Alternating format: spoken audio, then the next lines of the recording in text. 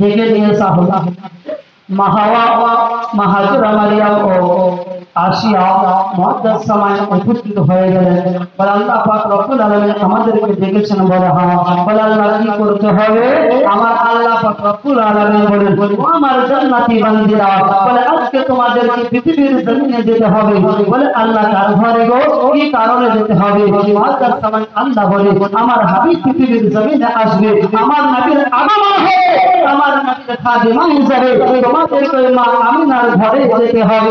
রাজার মুআদ্দাস সময় আল্লাহর মুহতারাম রাজা ইসলাম তিনারা বলেছেন, আল্লাহ পৃথিবীর জমিনে যেতে হবে আপনার হাবিবের খাদিমা হিসেবে মা আমিনার ঘরে।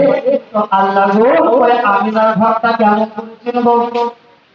আমিনাকে তো কোনোদিন দেখিনি, আমিনার ঘর কোনোদিন দেখিনি। আল্লাহ ওই আমিনার ঘরটা কেমন করে চিনব?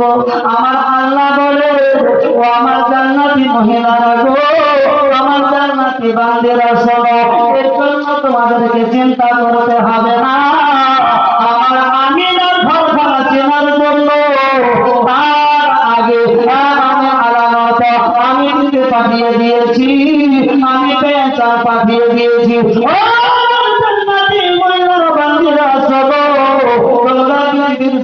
আগমন করবে, দেখবে আমি আর ঘরের ছাদের উপরে জান্নাতে একটা সাদা পতাকা লাগিয়ে দেওয়া হয়েছে। ওই পতাকা দেখে তোমরা মা আমিনার ঘরে প্রবেশ করে যাবে। আল্লাহ ঠিক আছে, তাহলে কোনো অসুবিধা নাই, চলে যাবো। মাদ্রাস সময় আমরা শুধু খালি হাতে যাবো, কোনো কিছু নিয়ে যাবো। মাদ্রাস সময় আল্লাহ পাক রব্বুল আলামিন বলে, ও আমার জান্নাতি বান্দীরা শোনো, যাও যাও জান্নাতের একটা রেশমি কাপড় নিয়ে না, হাওজে কাউসার